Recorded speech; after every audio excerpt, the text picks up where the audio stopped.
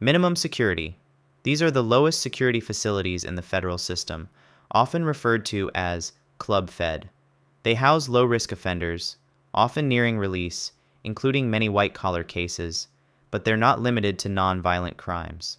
The physical security is minimal, with dormitory or cubicle-style housing, and often no perimeter fences.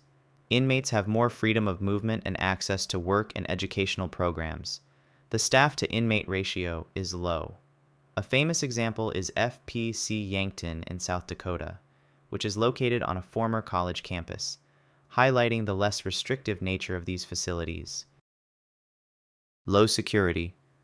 A step above the camps, low-security federal correctional institutions hold inmates with low to moderate security scores.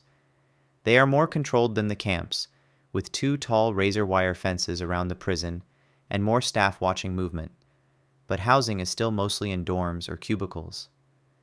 These facilities are work and program-oriented, designed to keep inmates occupied. A well-known example is FCI Allenwood Low in Pennsylvania, which is part of the larger Allenwood Federal Complex. Medium security. This is where the environment becomes much more controlled and prison-like.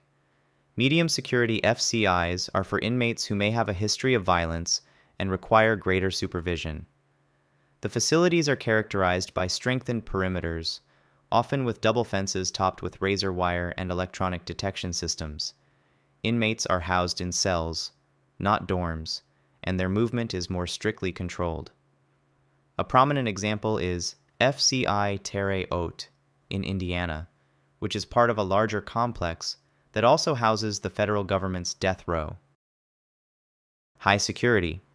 These are the classic maximum security prisons, designed to house the most dangerous, violent, and escape-prone inmates in the federal system.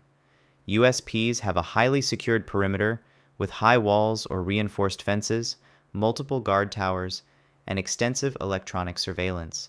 Inmate movement is severely restricted and closely monitored by a high ratio of staff. These facilities are reserved for inmates with a history of violent crime, including murderers, gang leaders, and organized crime figures. The historic USP Alcatraz is the legendary archetype, while USP Marion was its modern successor that became the first control unit prison. Administrative security. This is the highest and most restrictive level of incarceration in the United States, reserved for the worst of the worst.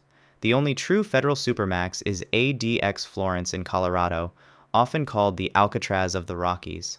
Its mission is to house inmates who are deemed too dangerous, too high profile, or too great a national security risk for even a maximum security prison. Inmates are held in solitary confinement for 23 hours a day in small concrete cells. They have no contact with other inmates.